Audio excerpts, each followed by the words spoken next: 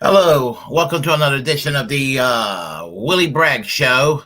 Hope you like the new theme song. I liked the previous one. It was a little bit long, and I felt like people were kind of not, you know, it was probably not making people lose their interest a little bit too quickly. So I figured find something that's like catchy with a nice little beat, but a little bit shorter. So that's what you're stuck with for the time being. So we got new surprises when it comes to this program here.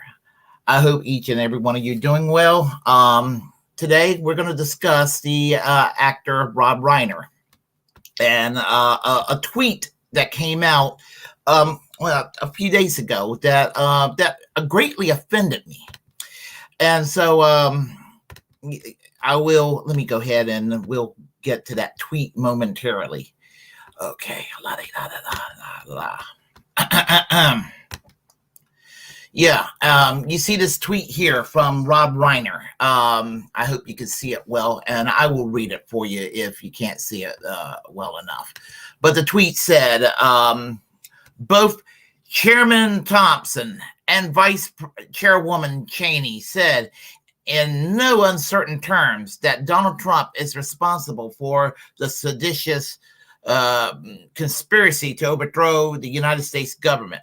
Please check. Now, here's the thing about that. He's praising Liz Cheney. And he's been praising Liz Cheney for a while.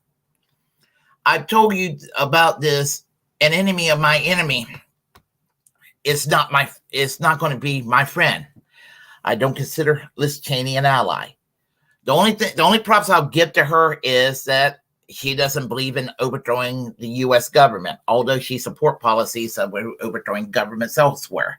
And that's the problem, Now, I don't want to make it sound like that I support the insurrectionists because I have zero respect for all that were involved with the insurrection. And I have zero respect because, the presidential the results weren't the way I wanted to be. I wanted Bernie Sanders as president. It didn't happen. He was more deserving than Joe Biden. He sure as hell was more deserving than Donald Trump. My second choice did not become president. Howie Hawkins, more deserving than Joe Biden, more deserving than Donald Trump, for damn sure. So there is that. So regarding Rob Reiner, Trump derangement syndrome. He went from being a nice little left-wing Hollywood activist from the old school days to becoming a corporate Democrat. And so there's a history. And so I'm going to tell you, I have zero respect for Rob Reiner now. Zero respect. And I have 100% respect for his British counterpart, Anthony Booth, who is no longer alive. And why am I bringing a British actor who is no longer alive and comparing him to an American audience who might not be all that familiar with Anthony Booth to Rob Reiner? Because there's a connection. Boy, there is a connection. So what I'm going to do is I'm going to play two clips, and I'm going to start with the obvious, All in the Family. I'm going to start with All in the Family, the American TV program from you're familiar with. You're familiar with the premise of All in the Family. The lower middle class blue collar union couple lives in Queens. Archie and Edith Bunker with a spazzy daughter who married a left wing sociology student by the name of Michael Stivic, and it was political turmoil in the house because it was a generational cultural thing that was going on in the 60s and early 70s. So I'm going to play you a snippet of that, and then I'm going to comment, and then there will be some additional comments. So hold tight right there. Da-da-da. Archie, I never ask for much. Please, for me.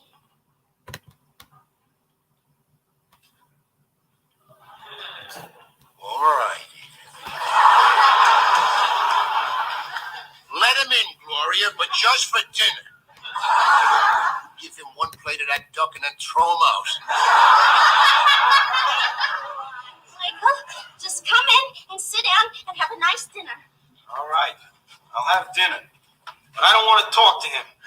Tell him it'll be my pleasure. Sit right down there and we'll go get the dinner. Stay right there. We'll be right back.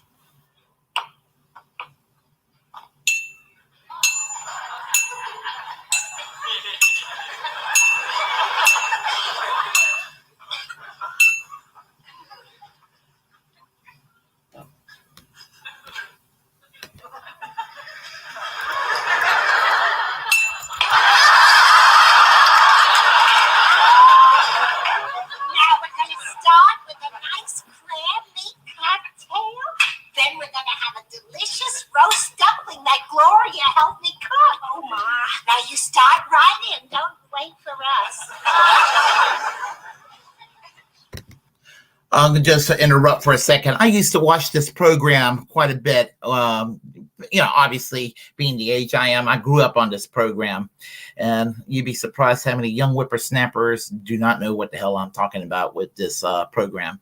There's about 3 more minutes of this video clip here, so bear with me.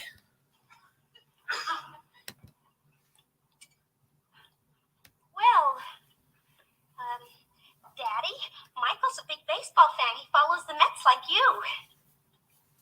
That's so. Yeah, he says the Mets are going to win the pennant this year. The Mets ain't going to win no pennant for 10, 20 years if then. Remember where you heard that. I don't know. They got great pitching. They got Kuzma and Siva and fantastic bench and that great platoon system at Gil Hodges. Know something about baseball, huh? Yeah, I really love the game. Well, so do I. Yeah, I bet you've seen a lot of the great ones, huh? Yeah, seen them all. Ruth, Gary, Hubble, all of them. Way before your time, of course. Yeah, the game's changed a lot since them days. I mean, live ball and... All live ball, the expansion clubs. And, of course, the biggest change of all, 1947. 1947? Yeah, that was the year they let Jackie Robinson into the major. Changed the whole complexion of the game. What do you mean by that? I think we're not ready for the duck now. Wait a second. What do you mean by that? Well, I mean, it threw the whole game out of bounds, letting Robinson in. What are you saying, that the inferior black race should not be given a chance alongside the superior whites? Hold it, Mr. Liberal Meathead. I never said nothing about your inferior black race. You just let me finish. Daddy! Just the opposite if you let me finish. What I'm saying is, your colors is as well known. They run faster, they jump higher, they don't bruise so easy. And then because of their, jungle heritage, they see better. It's great for night games. You know something, Mr. Bunker? At first I thought I misjudged you. And I was right. I did misjudge you. You're a lot more ignorant than I thought. Say it. Did you hear what he called me, ignorant? Well, let me tell you something. Sticks and stones may break my bones, but you are one dumb Pollock. That does it. I don't care what we talked about, Gloria. There's no way I can spend 4 years in this house with this man. It's What did I just hear there? If you're going to continue school after we get married, you're going to have to live here. What did I just hear? You're going to get married and live with us? Gloria, look, I know that's what we planned, but if I have to spend 4 years with him, I'm going to go nuts. Will you tell me what I just heard there? Michael, I just don't see it any other way. What the hell is going on here? They're going to get married and live with us. And what am I supposed to do? Join the Navy? You know how you've always prayed for a son. Well, now your prayer has been answered. The good Lord must have heard you. In 49 years, he answers one prayer, and this is it?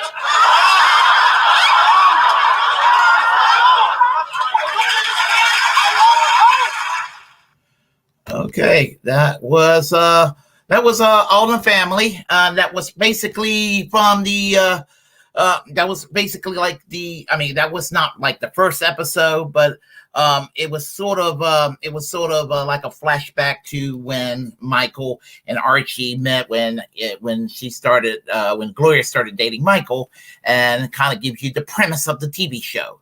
And the character Michael was the left-wing sociology student, and that was at odds with his bigoted soon-to-be father-in-law, Archie. And so the TV show was based off of a British television show called Till Death Us Do Part that was taking place almost a decade earlier, created by, I believe, John Spate. And Norman Lear saw the program when he was in England and loved the program so much in 1966 when he went to England. And he created several series that he submitted to the major networks between 1967, 68, 69, 1970 to the major networks, trying to get them to have this program on. And it was so controversial. Today's kind of tame, but in a lot of ways, really not. But Rob Reiner was the voice of clarity. He was the voice of reason, and he was one of the good guys. And I can watch All in the Family and root for Rob Reiner, the character of Michael, on the program. I just don't have any use for him today because he had this social conscience back then that he lacks today, because today he's basically a lackey for people like Hillary Clinton and Joe Biden and Kamala Harris.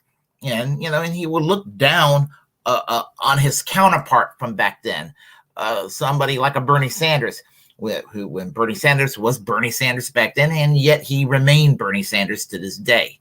So as you heard me say before, there is that. Now, Till Death Us Do Part, same plot as All in the Family. Different caveat, because Till Death Us Do Part, it was in England, and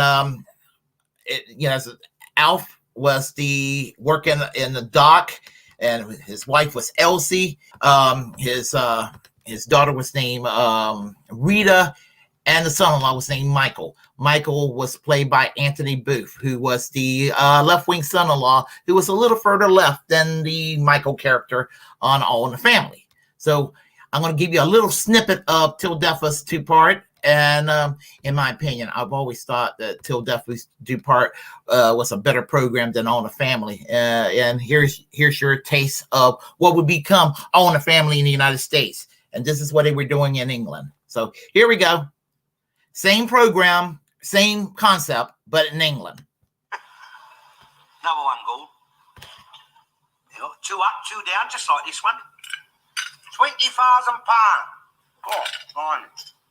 Marvellous, isn't it? Bloody marvellous. See? Old Mac was right. He said that, Mr. Macmillan Senior. He said, vote Tory, he said, we'll make you all capitalist. And they're right, I've done it. Oh, blimey. I mean, I've only been in office 2 years, and already this house is worth £20,000. Under your Labour Party, it's only worth £600, isn't it? And you ask me why I vote Tory? Oh, blimey. That's not the real price. That price is inflationary. Oh, it's a real price in the paper, isn't it? £20,000 this house is worth. Only on paper. Only on paper. Not only on paper, Sonny. In my pocket if I want to sell it. Look, if you sold this house for £20,000, right? Yeah. And you bought next door. I wouldn't buy next door. Yeah, but say you did. There'd be no point. But if you did. I wouldn't. Oh, God, for the sake of argument. You did. All right, for the sake of argument, I did. Right, which I wouldn't. That's it. That's what I'm wondering. Look, the point is, if you bought the house next door, it would cost you £20,000, wouldn't it? Because if this house is worth £20,000, then the house next door is worth £20,000, isn't it? Could be. But it's bound to be. They're identical houses. If this house is worth £20,000, then the house next door is worth £20,000, and the house next door to that, and the one next to that, and the one next to that. Let me just interrupt for a quick moment. The gentleman that was wearing the purple shirt, his name is Anthony Booth. That's the character that was the left-wing son-in-law until death us do part. And he's the one we're going to be discussing next. So I'll let you watch the rest of this snippet, and we will further discuss. All is relevant, I promise. There isn't one next to that. That's where the gap is. It was the only bomb we had, that was. There was Jews living next door to where they dropped that, and he reckoned that it was them they was after. All right, Miss Smarty Pants. The Germans had their intelligence, didn't they? Old Jowett was pleased about that bomb. Jowett? Up the corner shop, yeah. Pleased as punch he was. Well, it gave him somewhere to put his van. Yeah. It's worth a few bob, that old bomb site now. But blimey, it's land, isn't it? Land, see? And that's one thing that your scientists, with all their technological skills, have never been able to make, isn't it? And that is land, see? And that's what I'm sitting on, little darling daughter. That's what your daddy's sitting on, £20,000 worth of land. Yeah, and you couldn't even sell it and buy next door and make a profit, could you? And you couldn't even buy next door, could you? No, and I'll tell you something else. Neither could your coons and your packies. It's too bloody expensive for them. And that's something else that your Tories have done, innit, see? Instead of letting your coons move in and buy the houses and lower your land values, they put up the price of your houses and your land, you see, and now your coons can't afford to buy them. Yeah. Nor can anyone else. No, and there's nothing that your Labour Race Relations Board can bloody well do about it, is there? You're mad, you know that? I know. You're bloody potty, you know that? I know that. I know. Yeah, I must be potty. Let you live here for the rent what you're paying. Oh. We pay £2 for one room. One stingy little room. Yeah, we're the ones that are bloody potty, mate. Oh, yeah? Yeah. You think £2 a week rent is too much? Yes, Do you mind? Yeah. Yeah? Of course, we don't mind mucking in a bit, like. Well, listen, Sonny Jim, let me straighten you out a bit on your economics, which you're so bloody full of. See, on the black day that you married my daughter and moved in here, leave her alone, and started to pay your £2 a week rent, this house had a market value of only £600. But now, over the years, that has risen till it now stands me in at a market value of £20,000. Whereas, on the other hand, and according to your own darling Harold, your £2 has fallen to the value of only 25 shillings. So now who's bleeding potty? So you want us to pay more? Not necessary. What? But I'd like him to realise that when he moved in here under the regime of your Labour government, he was paying £2 a week rent for a room in a £600 house. But now, thanks to me and the Tory government, he's only paying 25 shillings a week rent for a room in a £20,000 house. So under us, you've got on. And I'd like you to show a bit of bleeding gratitude, that's all. Go on! Yeah, go on! You're around the bloody twist, you are, you know that. Listen, this house was a slum when it was built, mate. It's a bloody slum now. Yeah, well, it's a £20,000 slab now, isn't it? Listen, the way things are going at the moment, mate, you'll be paying £1,000 for a loaf of bread soon. But it won't taste any better now, then, will it? Well, it should do for that money. Just a few more moments and I will comment. And you'll be taking your wages home in a wheelbarrow, just like they did in Germany. All right, no need to bring Germany into it. Thank you very much. We don't want to hear about them and what they done. I know that we won the war and they done better out of losing it. It's another argument, isn't it? That's something that your Labour Party would not rather discuss for very obvious reasons. What are you talking about? You know what I'm... Your Labour Party's Working Man's Internationale. That's what I'm talking about. Because don't suit their book, do it? No. Don't suit their book. We're getting prosperous at last, do it? We're getting prosperous. What, England? Yes, Sonny, England. Never mind your laughing in spite of your Labour betrayals. What betrayal? What Labour betrayal? Oh, look, all innocent, all wide-eyed and Shirley Temple, innit? Yeah. Let me ask you, who was it give East Germany to your Russians, eh? I don't know who did. Well, it wasn't bloody Churchill, was it, mate? I was thought the Russians took it. I was thought they overran it during the war and they captured it. Oh, yeah? Well, so they might, but who helped them, eh? Who bloody helped them? Clement bloody Attlee, that's who, that two-faced bolshy bastard. Attlee wasn't in charge during the war. No, that was Winston Churchill. He was in charge during the war. I know that, but He used to wear them hats. look, Wiley... On the Okay, I'm sorry. I love that program, so I apologize for it length. I am a big fan. With regard to Till Death Us Do Part, that was a British program, again, 1970s. And the thing about Till Death Us Do Part was that same plot line as All in the Family, but it preceded All in the Family. Tony Booth basically was, he's known in real life, was known in real life to be the father-in-law of Tony Blair, the former Prime Minister of Great Britain. So let's see here. So what I'm going to do is I was actually trying to find some photos, and for some reason, and there is probably a logical reason why there isn't a photo other than what I found.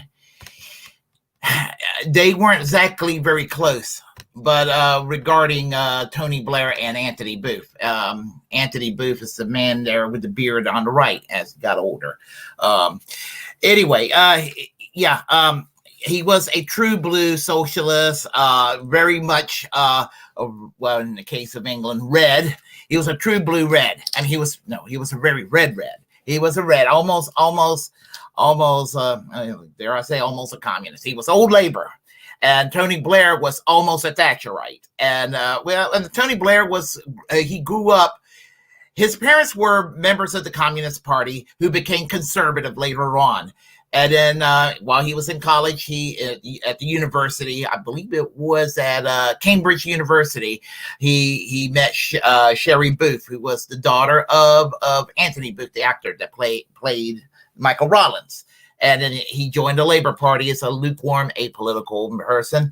Then he became a Labor MP, I believe, in Sheffield, and later on take over the Labor Party in the 1990s, and then basically destroy the ideology of the Labor Party in the 1990s in the same way that Bill and Hillary Clinton destroyed the Democratic Party from within.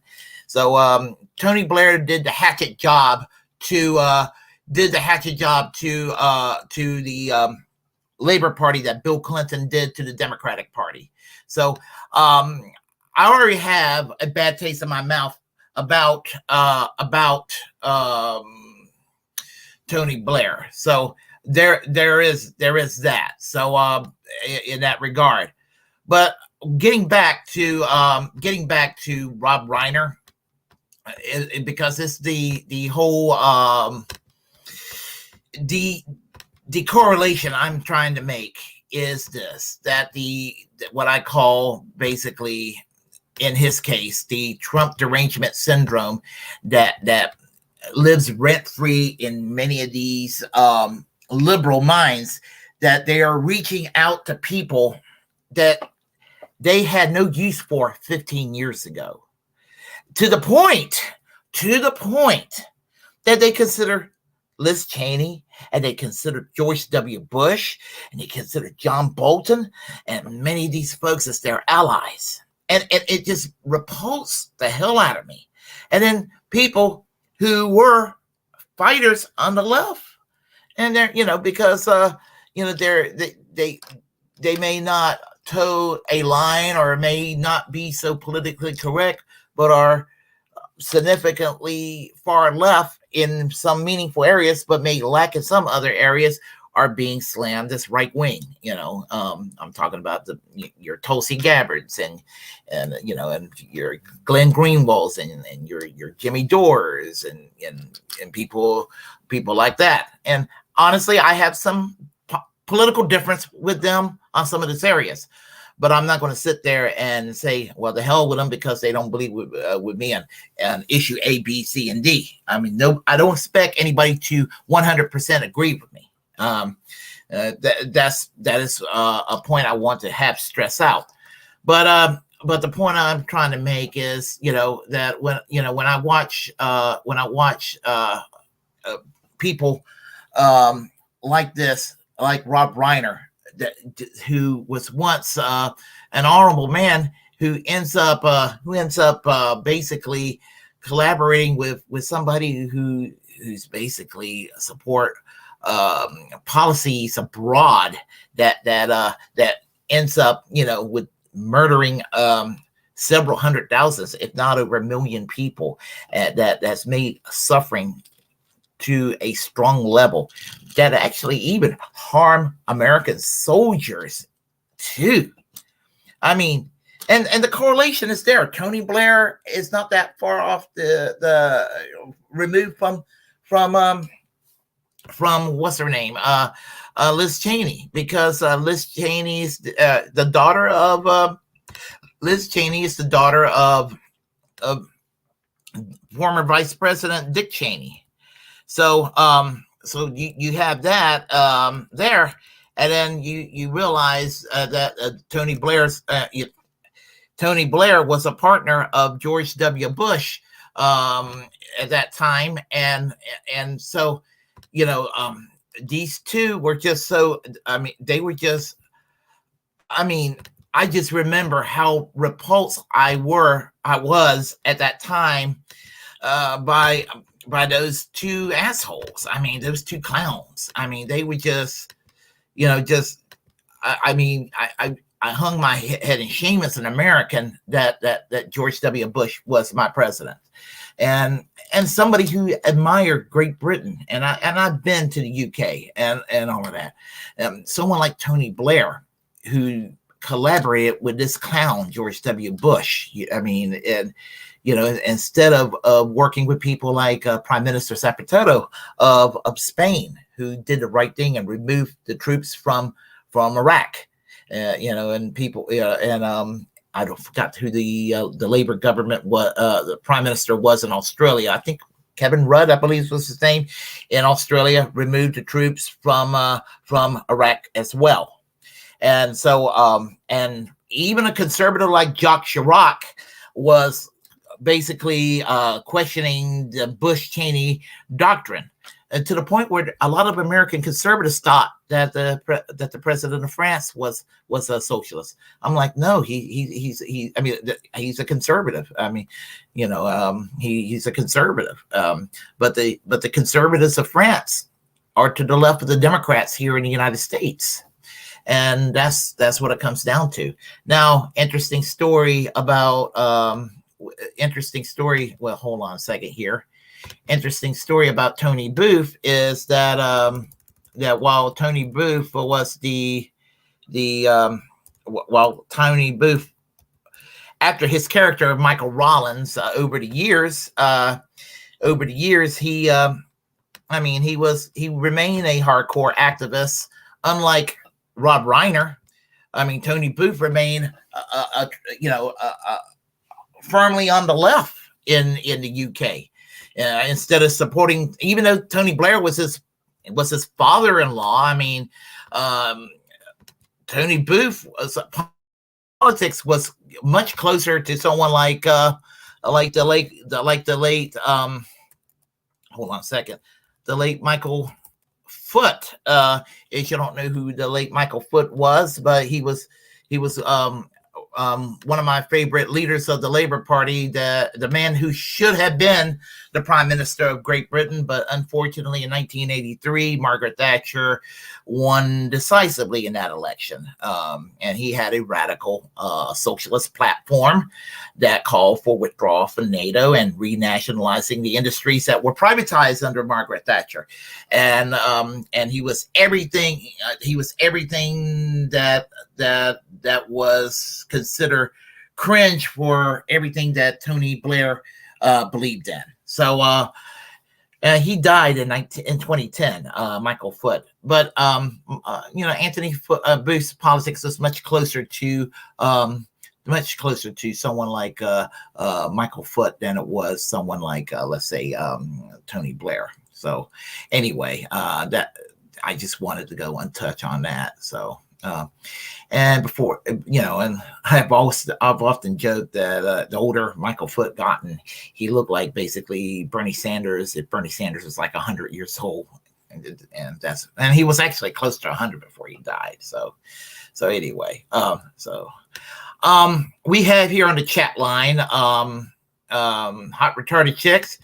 And how are you doing today? Yeah, I agree. It's a classic. It is. Let's see. Archie Bunker is my dad. Laughing out loud. Linda, how are you doing, Linda? I hope you're doing well. Let's see. Shayar, that is what I call. That's what he called meathead. That is why he called what he saw. That is why he saw call meathead. Yeah. That was an interesting insult. Yeah, and in the pilot episode on the family, he did refer to Michael as Goldilocks. Alf Garnett always referred to Michael as either Goldilocks or used the really crass term in the UK, calling him a Randy Scouse git. And a Randy Scouse git in the UK basically means Randy. And I think most Americans may know what Randy means in the UK slur context. And Randy means basically, it means, somebody who's over six. Scouse is basically a low-class person. And a git means somebody who's an idiot.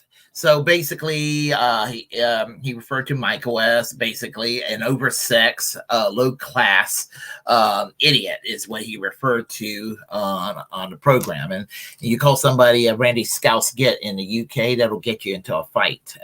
And I guess that slur applies in Ireland too, and maybe other Anglo countries and Celtic countries around the world, English-speaking countries around the world, in ways that it doesn't apply here in the United States. And Canada, they're very similar culturally to us, but I think there may be a little bit of English dialect similarities, although they still sound closer to like us anyway. But if you like what you heard, press like and comment. If you disagree with what I have to say, comment anyway.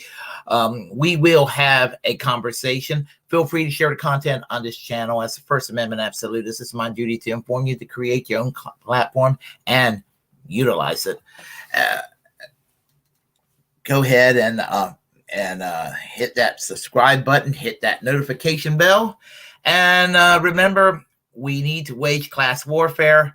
We need to oppose military interventionism because it patents the defense contractors and just further the agenda of the military industrial complex. And we need to fight for equality of all people. We need to, that means we must oppose bigotry on all counts. And that means we also must fight for freedom of speech, because when we do, we're also defending our own freedom of speech. And we need to fight for freedom of the press, because when people like Julian Assange isn't free, none of us are free. Therefore, when Julian Assange isn't free, we're all Julian Assange. So, and until next time, I will conclude by saying, we have a new theme song to end this program, because I just want to kind of keep things going. And who knows, maybe the previous song could come back in the near future if you like it enough. But we're trying this new song for a while. Y'all take care. Have a great evening. Music.